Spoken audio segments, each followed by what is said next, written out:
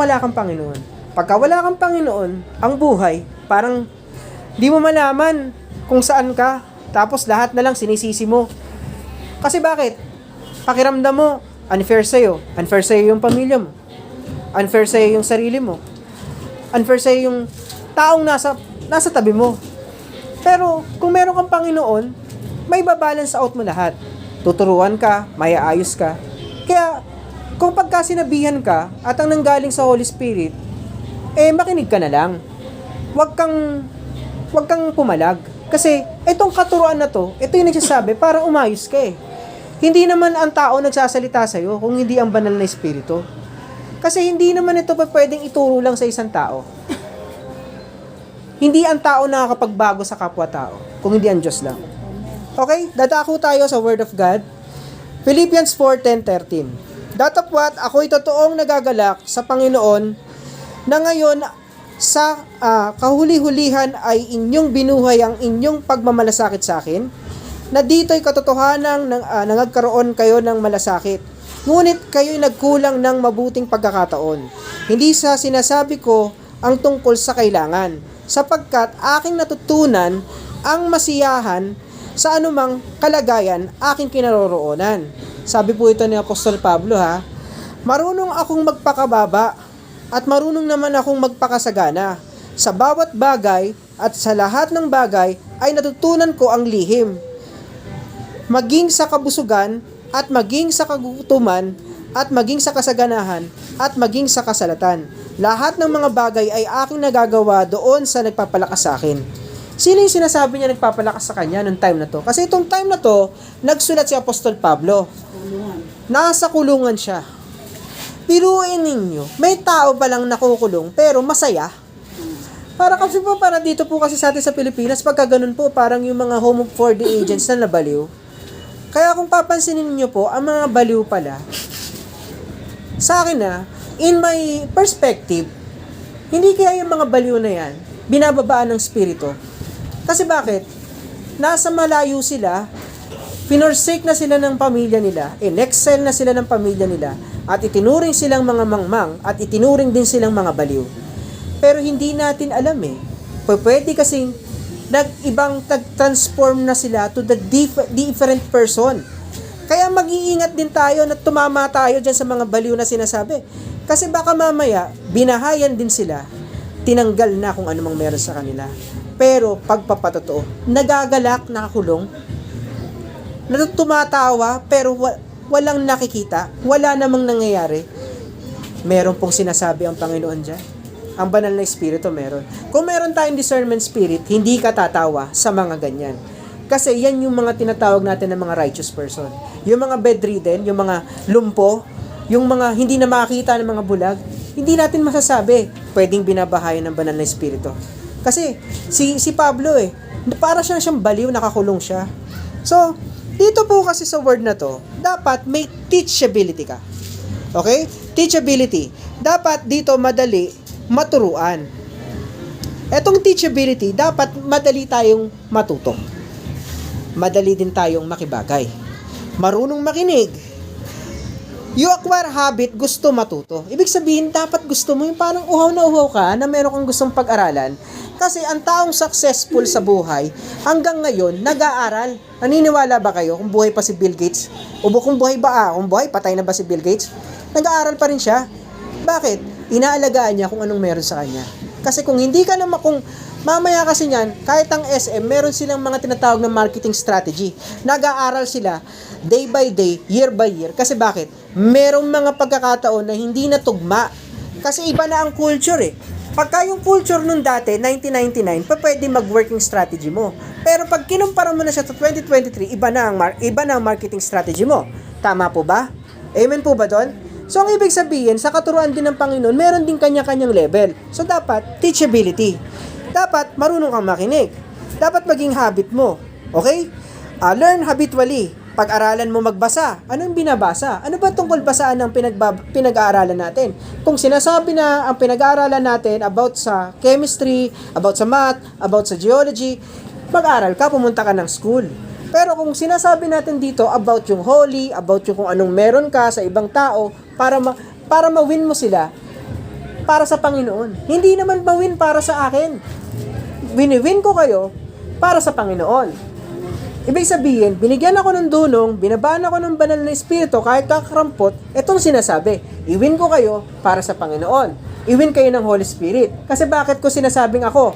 Ang Holy Spirit ang nagsasalita, bakit ako?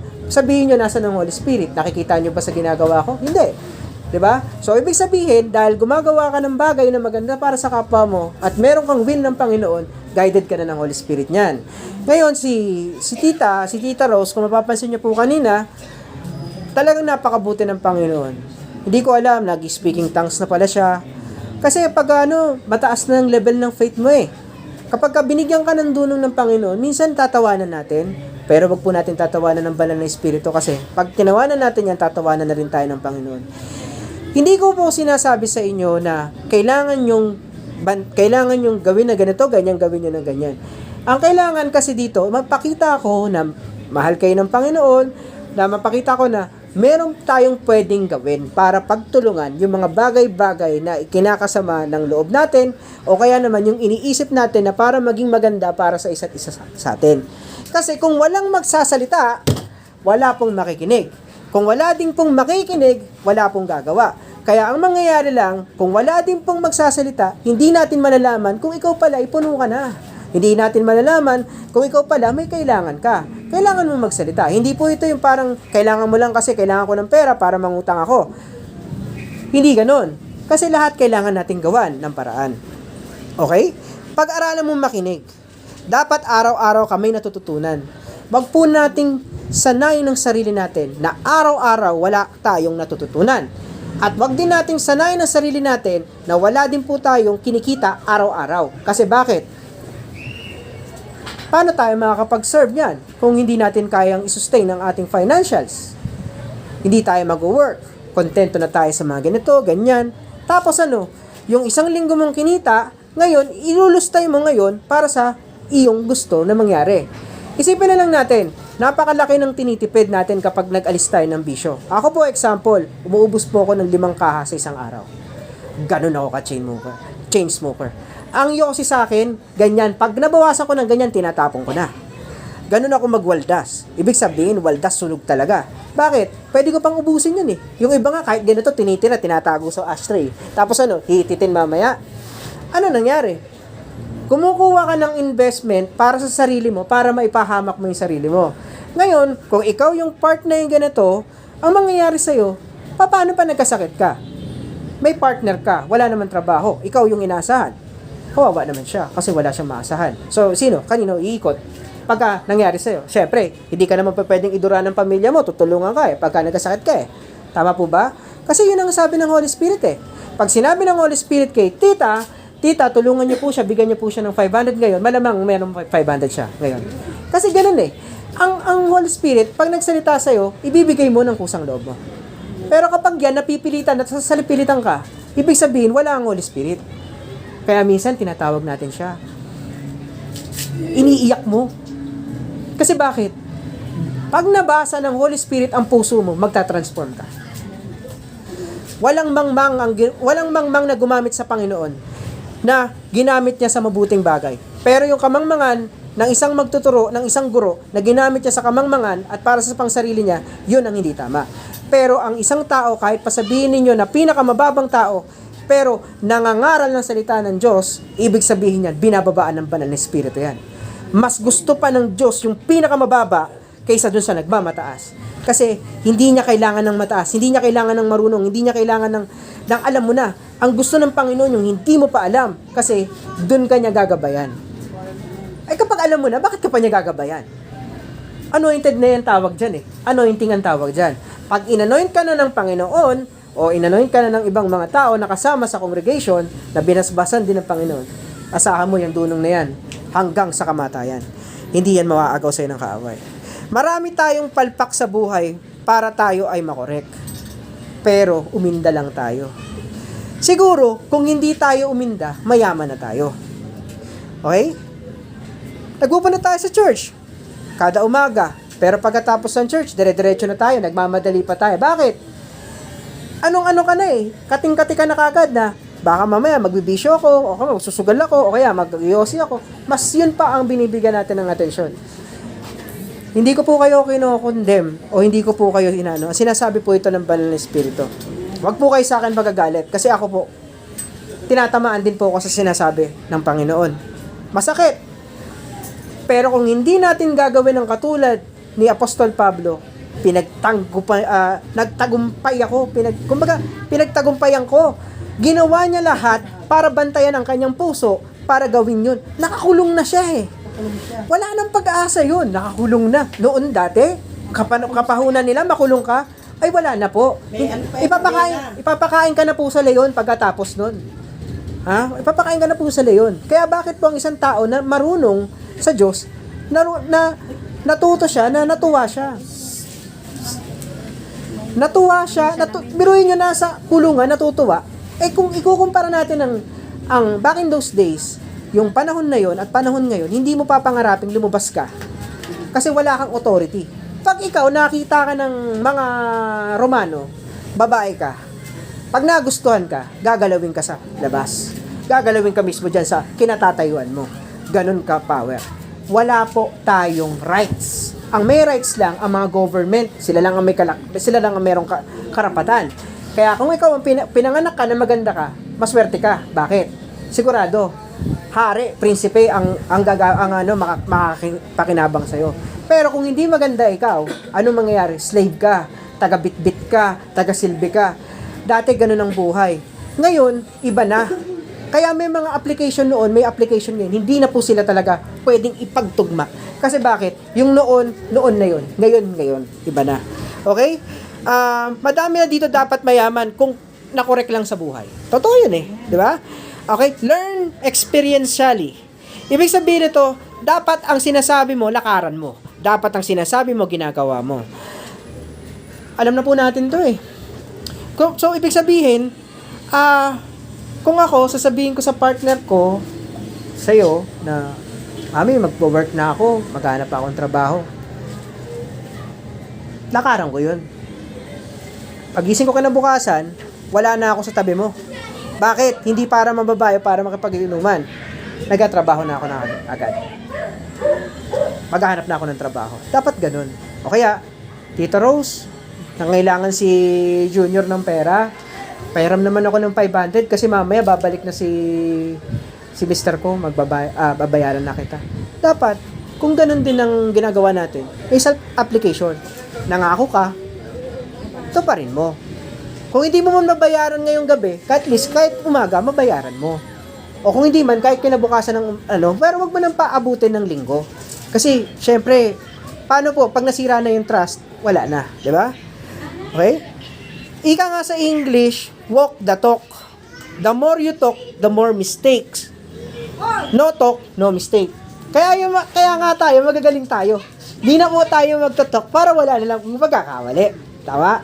So ngayon, si partner mo, bisit na bisit sa'yo kasi, bakit ba hindi ka naghahanap ng trabaho? Bakit ba hindi mo na isa-sustain kung anong kailangan natin sa pamilya natin? Bakit ba ang hirap-hirap natin, hindi mo may bangon? Bakit ba yung buhay natin, hindi natin maayos? Ang daming tanong, pumuputok na sa isip mo.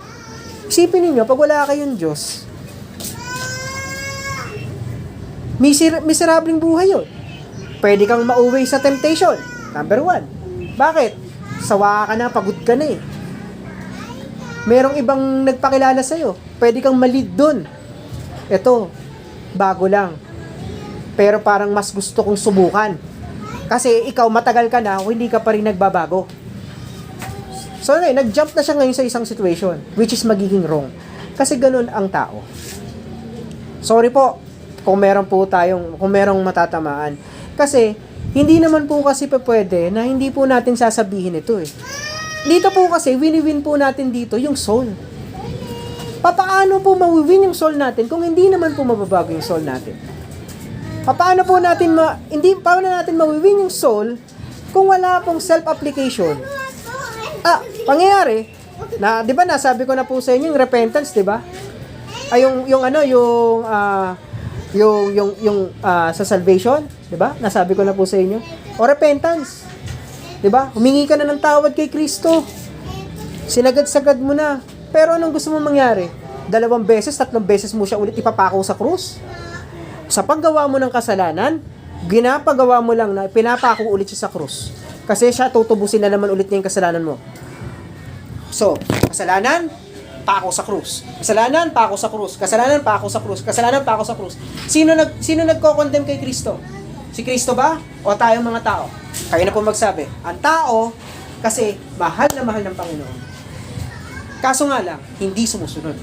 Ngayon, kung hindi natin sasabihin ito, paano nila malalaman? Si Apostol Pablo, tumatayo yan. Sila Peter, tumatayo yan. Nagle-lecture sila. Sinasabi nila ang kautusan. Kapag ka narinig ninyo ang kautusan ng Torah, mas mabigat yan. Ang 10 utos, maraming na dyan. Kaya nga si Kristo, binawas. Hindi na ginawang 10 utos. Ginawa na lang, 2 na lang. 2 na lang ang utos. Serving God, loving people. So yun na yun eh. So ibig sabihin, pagka ginawa na natin na magsaserve tayo sa Panginoon at magsaserve din tayo sa people, tapos na ang usapan. So, kailangan na lang talaga nating lakaran. Okay? Dapat matuto tayo sa buhay. Magbago tayo sa isip at gawa. Minsan kasi, may nagsisimba pa rin, miyembro pa rin ng dugong-dugong. Dugo-dugo gang. May nagbibisyo pa rin. Ayun. So, hindi naman natin makasisisi yan. Kasi, normal lang, nilalakaran natin yan. Bibigyan tayo ng Diyos ng bagong puso. Pero sa tao, ikaw na yan. Walang pagbabago. Binigyan ka na ni Kristo ng bagong puso. Pero patuloy-tuloy mo pa rin yung bagong puso mo na pinuputikan, dinudumihan. Ikaw na may kasalanan yan. Hindi na ang Panginoon. Ngayon, kung wala kang gagawin, tapos may tanong ka, bakit ang gulo ng buhay ko? Ito yung time para magkaroon kayo ng conviction sa Panginoon. Kung naiisip na ninyo na magulo na yung buhay, na wala ng pagbabago, this is the time para i-reconciliate nyo, bumalik kayo sa Panginoon, at magbasa kayo ng salita niya. Kasi, ang testimony ng mga disipulo ni Kristo, hanggang sa mga ministro, hanggang sa mga apostol, hanggang sa propeta, mga prophets, lahat ng testimony nila, binatel sila ng kalaban. Marahil, meron kayong makita na kaparehan ninyo na ginawa niya, nag-work.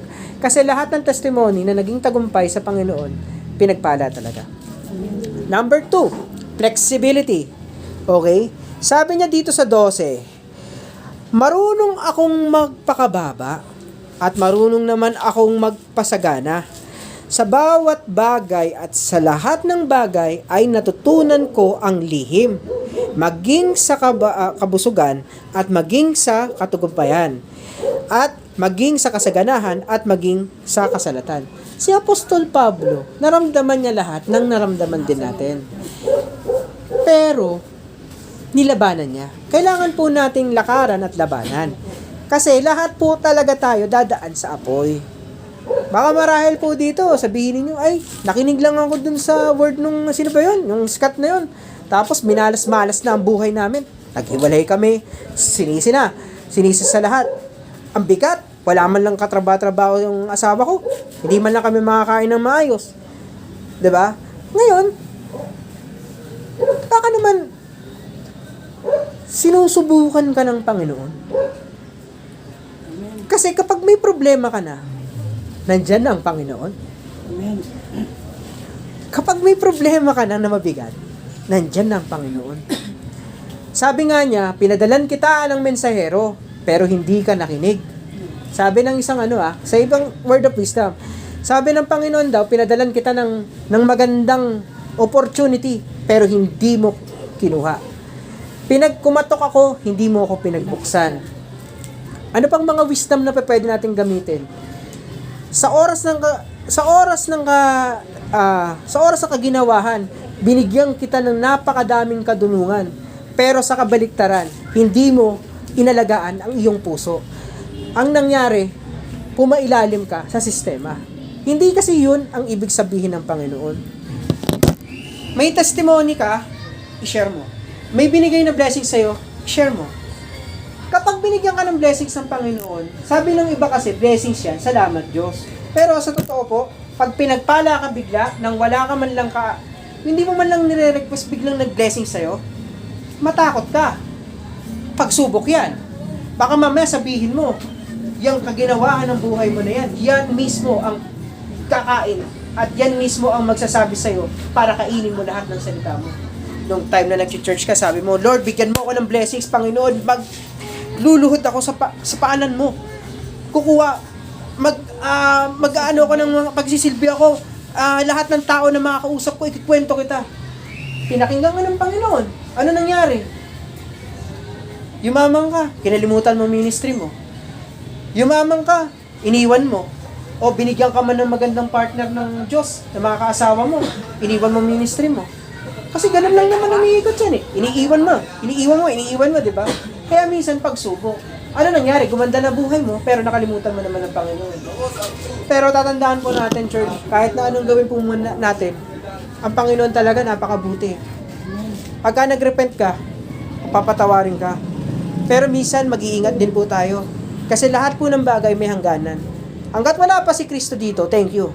Pero pagka dumating si Kristo at ganyan ka inabutan, meron din po kasi na sinasabi, nabibigyan ka din niya ng kakatulan. So ngayon, yung ginawa mo, at sinabi mo, lahat-lahat ng meron ka, pag dumating ang panahon, tinanong ka ni Kristo, anong ginawa mo sa Panginoon? Doon, pag dumating na yan, puso na ang mangungusap, hindi na po ang utak natin. Hindi po ako naging mabuti. Nakagawa po ako ng pagkakamali, nagnakaw po. Nakipag-apid po ako. Nakapatay po ako ng tao. Napakadumi ko pong tao. Hindi po ako karapat-dapat sa Panginoon. Hindi po ako naglingkod sa Kanya. Sa tingin niyo po ba, pagka dumating po na dumating si Kristo, nag-transform na tayo lahat, ginabayan na tayo ng banal na Espiritu? Hindi ka. Tandaan po natin holy person is a God. Ang God. Kailangan holy person ka. At kailangan may transformation ka dapat. May entity ka ng Diyos, ng kalintulad ng Diyos, para kausapin mo siya. Kasi hindi tayo pwedeng kumausap ng ganito lang. Ang kinakausap ng Panginoon, nang nagtatransform, guided by the Holy Spirit. Baka po sabihin po ng iba sa inyo, hindi po ako makakunik, hindi ko naiintindihan eh. Kasi baka po may hindi tayo ginagawa. Pero pag nagpakalalim na tayo sa Panginoon, maniniwala kayo sa akin, brother, mayroong vision sa akin ng Diyos. Anong vision? Tagal ko na, hindi na ako nakakatulog eh. May umaapoy. Tapos biglang namulaklak. Aba, matalinahaga ka ata, sister. Paano mo nalaman yan? Yun ang binigay sa akin eh, dumaan sa panaginip. Brother, naglalakad ako, biglang nasagap ko. May mangyayari doon ng masama sa'yo. Aba, parang ano ka ba? Nostradamus ka para masabi mo na nag-prophesy ka? Tapos biglang nagulat ka na lang dahil sa taas ng pananampalataya mo. Nagsasalita ka ng hindi na naiintindihan ng tao. Hindi mo naiintindihan sinasabi niya. Aba, baka naman kung ano bang sinasabi niya. Kasi ang tao, pag nakarinig ng ganyan, natatakot. Baka mamaya yung dasal, pwede daw para sa Diyos. Para daw sa demonyo. Hindi po. Kasi sinabi po sa Bible yan. Lahat sila, nag-speaking tongues, lahat sila gumawa ng miracle. At lahat sila nagpatotoo sa Panginoon. Sa day of Pentecost. Okay? So, meron na tayong teachability, learning experientially, flexibility. Okay? Walang permanente kundi ang change. Ang change ay choice. Pwede ka magbago, piliin mo lang magbago. Kaya nga sabi ni Kristo, binigyan ka niya ng pusong bago at iniligay pa niya ang banal na Espiritu Santo sa puso mo. Kaya piliin mo na lang ding maging bago. Kung binigyan ka na pala ng bagong puso, kasi tignan ninyo ang kasalanan, ito. Ang kabutihan, ito. Ang buhay nasa gitna mo. Kahit saan mong tignan, saan ka pumunta, ito ka. Hindi ka mag-grow kung hindi ka mag-i-step forward. Kapag sinabi kong gusto kong maging mayaman, hindi ko gumagawa, ito ka. Ito yung kabutihan, ito yung kasamaan. Andito ka lang. So kahit anong gawin mo dyan sa dalawa na yan, gumawa ka man ng kasamaan, dito ka pa rin. Gumawa ka ng kabutihan, dito ka pa din. Kaya hindi natin pa pwedeng isisihin ang Panginoon eh. Kasi bakit? Nasa gitna ka lang eh. Kaya ang kailangan mo, lakaran mo. Lakaran mo yung kabutihan. Kasi dito lahat ng katotohanan eh. Dito ang blessing, dito dito lahat yung tinatawag natin na self-application, self-love. Hindi ka magugumalimihan, hindi mo dudumihan ng sarili mo, hindi mo bababuhin ng sarili mo dito eh. Dito sa kasamaan, lakaran mo to. Ano bibigay sa'yo? Sakit. Katahimikan ng puso. Wala. Basag ka. Pwede ka pang mamatay. Pwede ka pang makagawa. Anong gagawin dito? Tatawanan ka dito ng tao eh. Pag dito nilakaran mo. Pero kung dito ka lang lumakad, Lakaran mo, huwag kang huminto. Kasi pag huminto ka, walang progress. Hindi ka yayaman, hindi ka magkakaroon ng pera. Pagka nandiyan ka na sa Panginoon, tinanggap mo ng Panginoon, lakaran mo na siya. Kasi bakit? Nandun na yung anointing. Ang anointing, ibinibigay yan ng Panginoon sa oras ng binigay mo na sa Kanya ng katotohanan. Yung sinasabi mo, Lord, patawarin niyo ako. Repentance. Ang tunay na repentance, yan ang road to salvation. Kapag hindi nagrepent ang isang tao, walang salvation. Kasi dyan lang papasok at gagabayan ka ng banal na espiritu. Okay? Choice nila yan. Improve mo naman sarili mo. So, ibig sabihin nito, improve mo ang sarili mo. Kasi may mga tao, pinili lang nila yung choice nila. Hindi ko alam eh. Basta lang, nadala lang ako eh. Mas okay ako dito. Happy-happy lang ako. Wala akong Panginoon. Dito, hawak ko yung sarili ko. Ito yung choice ko eh. Meron akong freedom of speech. Meron akong freedom to all. Pag sinabi sa akin ng nanay ko, teka lang, ma, wala ka na sa tamang pag-iisip. Hindi na uso yan. Meron na kami lahat ng freedom of speech. Kaya pag sinabi ng freedom of speech, eto ang batas ko. Bibigyan mo ko ng oras, 28 years old na ako. Sagot ko na sarili ko. Mabuntis man ako kinabukasan, bahala na sa akin si Lord.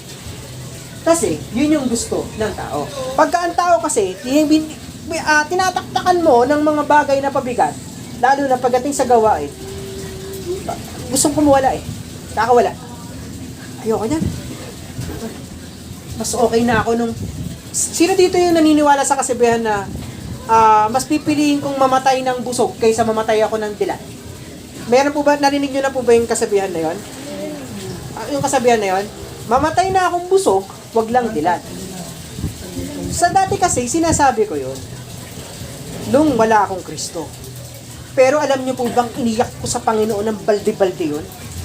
Kasi ang ibig sabihin pala nun, mamatay na akong dilat, mamatay lang akong busog. Ibig sabihin, busog.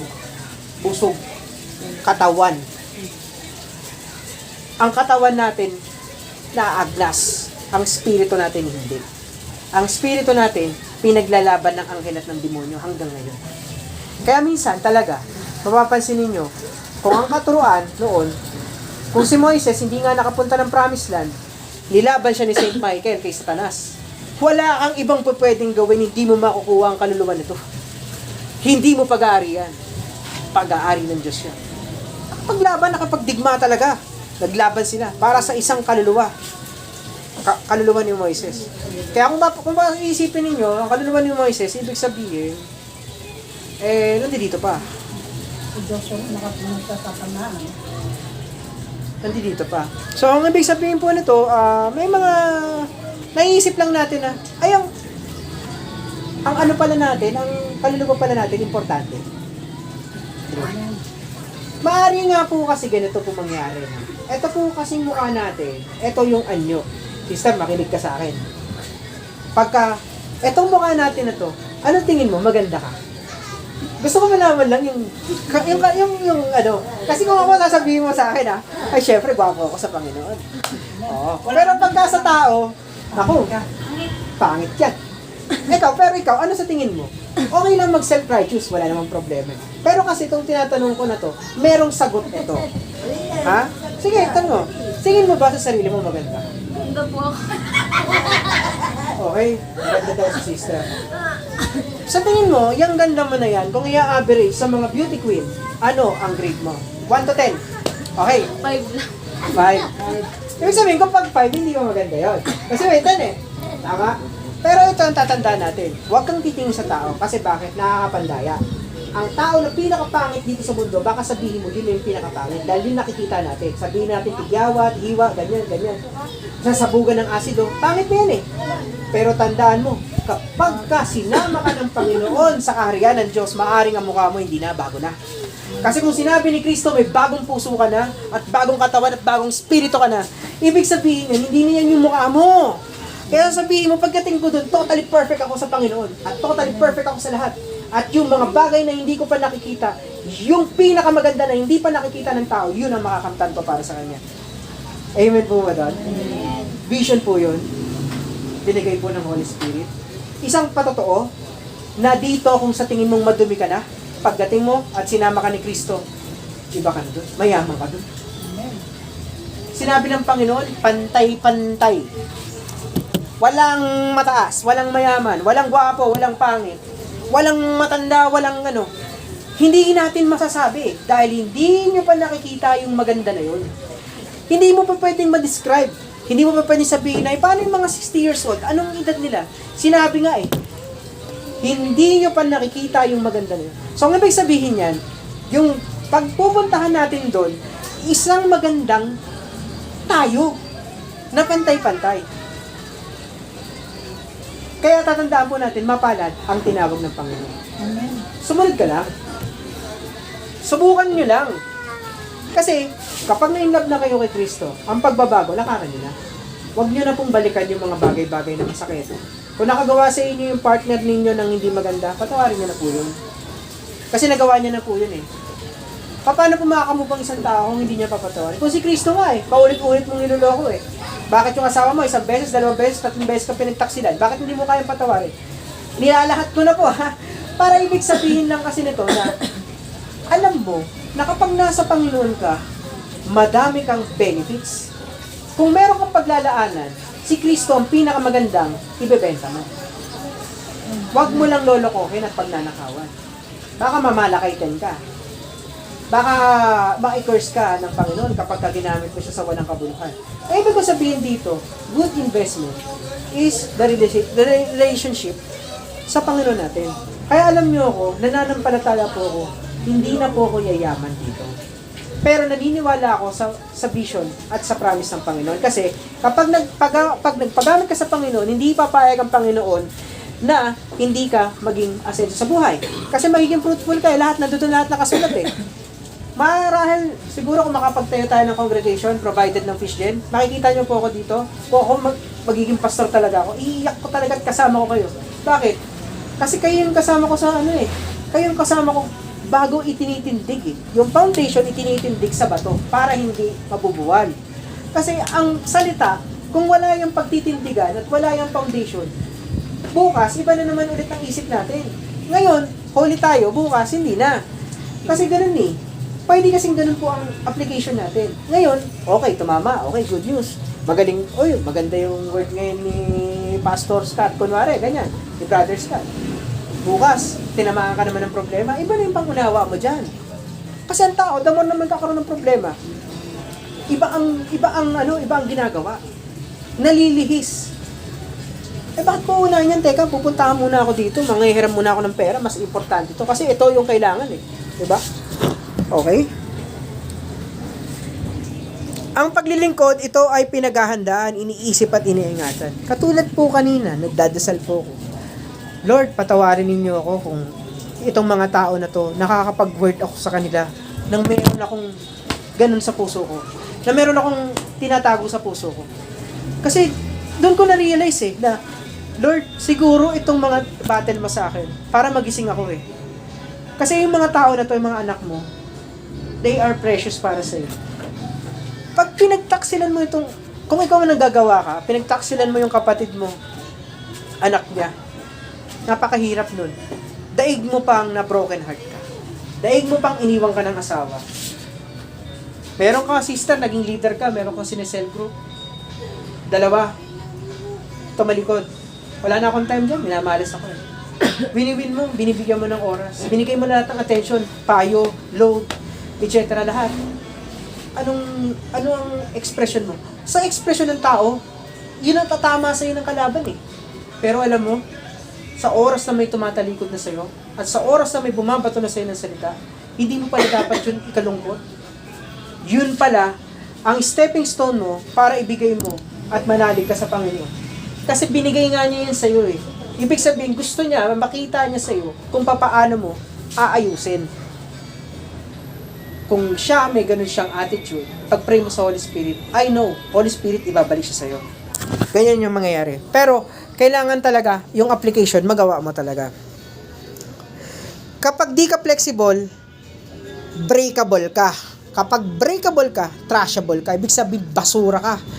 Ibig sabihin, kapag hindi ka flexible, lahat na lang ng mga issue sa buhay, problema mo, Nakita mo nga yung issue dun sa TikTok eh, tapos sinishare mo pa dun sa nanay mo na may problema. Nay, yung ano, yung nag-ano dun, nabibwisit ako. Ano anak, bakit ka nabibwisit? Yung aso, ginagawa ng content, di naman nakakatawa. Diba? Bakit ganun? Kasi hindi ka flexible. So, pag flexible ka, reasonable. Diba? Sabi sabihin, kung mabubuhay ka sa issue, hindi ka flexible. Kasi, tinitignan mo lang yun eh. So, ang ibig sabihin nun, madali kang mabasag. Kung ikaw, gagawin mo ng sistema ng buhay mo na puro ka na lang swipe, Reels, TikTok, mag-follow, wala ka namang pinagkakakitaan dyan. Pero kung pinagkakakitaan mo, pwede. Pero kung hindi naman, hindi mo na kailangan sumusaw. Kasi bakit? Hindi sa lahat ng oras, kailangan mo pakisamahan kung yung mga bagay na hindi naman makakatulong din sa iba. Pero, kailangan din dapat flexible ka kasi kailangan mong ingatan. Kasi mamaya naman, hindi ka nga sumasawsaw, nagpaparinig ka naman sa kanila. Pag pumapasok ka naman sa situation na yun, flexible ba yun? Breakable ka. Bakit? Tatawanan ka nila. Kapag hindi ka flexible, tatawanan ka ng tao. Maniwala po kayo, isa na po akong tinawanan ng tao. Sa paglilingkod sa Panginoon, tinawanan na ako ng tao. Hindi pa naman umabot ng 15, pero marami nang tumatawa. Kasi bakit? Ilalakaran mo nga yung katwiran, kababuyan din naman pala yung ugali mo. Diba? So, ibig sabihin po nun, ako, sinasabi ko na, ito bang ginagawa ko na to, responsibilidad. Kasi magkaiba po yung responsibilidad para sa Panginoon eh. Kung responsibilidad, sasabihin sa akin ng Panginoon, Scott, maraming tao na gumagawa niya. Magpakasama ka na. Kaya nga merong talata sa Bible eh. Kung maggagawa ka ng kabutihan, magpakabuti ka. Kung gagawa ka ng masama, magpakasama ka na. Kasi totoo yun. Yun po yung ibig sabihin yan. Marami po kasing kung nagagawa, hindi po nila tinitignan kung anong meron sa bakod nila. Kasi, ang mangyayari niyan, kung naglilingkod ka, tapos napakadumi naman ng bakod mo, wala pong mangyayari. Inuuwi mo lang yung mga tao sa paligid mo para malihis sila sa Panginoon. Kasi bakit? Hindi po sapat na sasabihin ko, okay lang magkasala ako kasi meron po akong katulad ninyo. Hindi po yun. Ang ibig sabihin ng Diyos dapat, kung gusto mo silang i-win mo muna ang sarili mo at ang puso mo. Okay? Dapat marunong ka sumabay, masarap mabuhay kung marunong ka makibagay sa lahat ng pagkakataon, dapat flexible ka. Huwag ka lang maka-offend sa tao, gawin mo ang dapat lahat para maging flexible ka. May isa akong example sa inyo na shinare sa akin ng bishop. Nagpunta daw siya sa bundok at meron daw siya nakasama ng mga native. Native, ibig sabihin, don't offense ha. Kasi yung ibang tawag, native yung mga igorot. Yung mga igorot, yung mga taga-bundok. Yan ang tawag nila. Pero sa layman's term yan, native. Nag-ano siya, nandito pala yung mga magagawa. Praise the Lord, hallelujah, praise the Lord. Ngayon, sabi nila, tamang-tama. Mag-ano kami, gagawa kami ng, ito yung pinakamagandang masarap na putahe. Yung mangga namin, special to. Nung nakita daw ni Bishop, nilalamutak daw yung anong tawag ito, yung mangga. Tapos yung nakita ko, may mga itim-itim pa. Tapos yung mangga, di ba, dilaw yun? Medyo nag-itim-itim na din dahil syempre, parang ganun. Alam nyo ginawa ni Bishop? Kinuha niya, kumuha siya ng ganyan. Ginawa niya ganyan. Say, Lord, kayo naman bahala kung ano mangyayari sa akin. Alam niyo bakit ginawa ni Bishop yun? Kasi ayaw niyang maka-offer. Kasi yun ang culture eh. Pero kung yun, hindi mo tinake yun, paano mo mawin ang heart nila? Kasi simple. You need to love the people, then love your God. Kailangan mo yun. Kautosan ni Kristo na yun. Kaya kailangan natin mahalin ang kapwa natin. Kailangan natin tanggalin lahat talaga na meron tayo. Okay? Change is constant, change is a choice. Tandaan po natin yan. Marami na po natin yan. Then third, yung last natin, yung ability. Okay? So, 4:13, anong sabi dito? Sabi ni Apostol Pablo, lahat ng mga bagay ay aking magagawa doon sa nagpapalakas sa akin. Lahat ng hihilingin natin, ibibigay ng Panginoon. Pangako yun. Nakuha ni Apostol Pablo yun. Ability. Encourage mo yung sarili mo. Kasi kung hindi mo na kayang encourage yung sarili mo, papaano pa? Kung hindi mo kaya mag-work, i-work out mo yung partner mo, encourage mo siya. Kung hindi mo kaya na i-win yung family mo, encourage mo siya. Saan magbubula? Saan magbumula? Sa'yo. Sa akin. Kasi kung hindi mo gagawin sa sarili mo, hindi mo talaga makukuha para encourage mo siya. Kasi sa'yo, mahina na yung loob mo. Parang, pag eto, binilang ko niyan, kunwari, tapos nakita ako na madumi yung luto, kaya merong something sa loob. Bumili ulit ako. Kayo lahat, nilabag ko dito. May kakain pa sa inyo? Wala lang. O, diba? Pero kung ako nagsabi sa inyo, kainin nyo na yan. Kasi malinis sila gumawa ng tinapay. Pinag-pray pa natin yun. Tama? So, may connection? Nakaka-relate po ba? Amen po ba? Amen. Kasi kung hindi po natin na-encourage, paano natin magagawa? Kasi ganun din ang application sa lahat ng bagay sa atin. Kaya alam mo na palang may problema, encourage mo.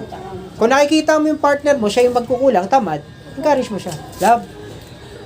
Siguro ito na yung time para mag-honeymoon tayo ulit. Pagbibigyan kita. Kasi bakit? Gusto ko magkaroon ka ng influence. Ma-encourage kita. Kung dati hindi ako magpapabango ko. Kailangan gawin. Bakit? Kasi dito mo makikita na may ginagawa ka. Na yung partner mo, ina-encourage mo. Kahit may pagkukulang pa po yan, huwag niyo pong susukuan. Tatandaan po natin, naging asawa niyo po yan, pero anak din po ng Panginoon yan. Kung hindi pa po niya kaya mag-ministry, okay lang po yan. Kung nag-iosip pa siya, nagiinom pa siya, walang problema. Pero, kausapin niyo po. Sabihin niyo na, mahal, sa pag-take mo ng yosi, sa 10 stick mo, 100 din yan. Isang kilong bigas na po yan. 1 kilong bigas na natin yan. O pambayad natin ng bills. Kasi pwede naman mabuhay nang hindi ka nag-yosi. O, sumeldo na. Huwag ka na munang makapag-inuman sa mga kaibigan mo. Kahit na korpo pa yan. Kasi bakit? Pasukan na. Mas importante ito para sa Hindi po ako nagsasabi nito Hindi po ako nagsasabi nito ang Holy Spirit. Kasi ang gusto ng Holy Spirit, ang gusto ng Panginoon, iayos mo yung buhay mo. Kasi kung hindi mo aayusin ang buhay mo, yan at yan lang din ang reputation. Pagagising mo ka ng bukasan, yan ang problema mo. Susunod na araw, yan ang problema mo. Pero kung meron kayong encouragement sa isa't isa, may pagbabago, maniwala ka sa akin, iba ang kwento mo next week pag nag-usap tayo. Always encouragement about God, encouragement about family, encouragement about yourself. Kasi baka mamaya naman, encourage ka ng encourage sa ibang tao, pero sarili mo, hindi mo ina-encourage. Ay, ganun. Oo, magpaka-holy ka. Hindi yung pala, drogista ka. Tapos sasabihin mo, hinto mo na nga yung pagiging mangiinom. Tapos yung pala, pumupunta ka doon sa kamila. Yes, shut up! Wag na tayo, happy-happy muna tayo. Yung pala, namimili ka lang ng kasama, choosy ka pa. Grabe naman yan. Diba? So, ibig sabihin dito, titingnan po natin, kailangan may pag-uusap. Kung kinakailangan ninyo na manghiram ka ng Bible, mag-pray kayo, kahit baluktot pa ang dasal mo, walang problema sa Panginoon yan. Hanggat hindi mo minumura ang Panginoon, humingi ka ng tawad. Lord, pasensya na, hindi kita kayang kausapin, pero Lord, eto na po ako. Ito na yung sarili ko. Etong sarili ko na to, ibabaguhin ko na to. Lord, hindi ko alam kung anong mangyayari sa akin bukas sa pag-alis ko. Ikaw ang Diyos ko na buhay. Panginoon, maniniwala ako na sa pag-alis kong ito, meron kang gagawin. Hindi man ako matanggap, magpapasalamat pa rin ako at iuuwi mo akong ligtas. Subukan mo yan, may mangyayaring pagbabago. Ugaliin natin, palakasin natin ang mga sarili. Nandyan ang puso mo sa Panginoon, ang ugali natin, magbabago yan. Huwag mo lang mahalin. Dapat ang ugali natin, ugali ni Kristo. Okay? Huwag mahalin. Bakit? Ang bisyo, pag minahal mo, hindi mo na kaya sukuan. Ang ugali, bisyo yan. Pumaparot. Kaya kailangan, kung may bisyo ka, may attitude ka, paano mo magbabago? Makinig ka, encourage mo yung sarili mo na hindi pa ito yung huli, at ito talaga yung para sa ibibigay sa akin ng Panginoon. Tandaan po ninyo kapatid, ang Panginoon mahal na mahal kayo. Hindi po ganyan ang gusto ng Panginoon mangyari sa buhay ninyo. Kung tayo matanda na, ang kaya nating ibigay, alam niyo po kung ano? Paglilingkod sa Panginoon. Maniwala ka sa akin, ang pamilya mo bubuhay sa iyo pag nakita niya na nagpapaka-Diyos ka. Pero ipakita mo sa kamag-anak mo na durugista ka na singgero ka, tapos wala kang ginagawa. Ewan ko kung mahalin ka ng pamilya mo, baka kahit 50 pesos hindi ka padalan eh. Bakit? Ibibili mo lang ng yosi mo eh. Pero kung nakikita na nagpapasakop ka, ang blessings dadaan sa kanila papunta sa'yo. Magugulat ka na lang mamaya niya, may love gift ka na. Magugulat ka na lang mamaya dyan, may pagpapala ka na. At tandaan ninyo, ang bonus ng Panginoon, ang pangako niya. Pahabain ang buhay mo. Aalisin niya ang problema mo. Siguro sa paglilingkod mo, baka kahit matanda ka na, yumamang ka pa rin eh. Bakit? Sinabi niya eh, magiging fruitful ka eh. Gagawin kitang isang pinakamagandang bansa, sinabi niya kay Abraham yan. Ano ginawa ni Abraham? Naglingkod siya. So, pag naglingkod ka, gagawin din niya yun. Hindi naman niya sinabi, Abraham, ikaw lang ang tao sa mundo na gagawin kong magiging great nation. Wala pong ganun sinabi. Pero may sinabi ang Panginoon, siya ang tinuturing na kaibigan. Biruin ninyo yun. Meron palang tao na tinuturing na Panginoon na kaibigan niya. Pero pwede rin naman po maging kaibigan tayo ng Panginoon. Gawin lang po natin yung kanyang layunin. Okay? At dito po nagtatapos. So, meron po tayong tinatawag na teachability, flexibility, at ability. Iatap po natin to sa sarili natin. Kasi, marami pong pagbabago na mangyayari sa atin kapag ka teachable ka, kapag ba flexible ka, at kapag may ability. Bakit? Pagka sinabing teachable, may dunong na nakukuha. Flexible, hindi ka basta-basta nasasaktan sa mga bagay. Madali ka lang na, ay, hindi ko naman problema yun. Bakit ko tiniisip yan? Pagpipray ko na lang po kayo, brother and sister. Hindi mo naman issue, wag mo nang pansinin. Doon ka lang sa sinasabi ng Panginoon. At darating sa time, yung panahon na tatawagin ka talaga ng Panginoon. At naniniwala po ako, hindi pa natin nakukuha ngayon, ibibigay niya na yan. Ayun lang naman po. Maraming salamat. At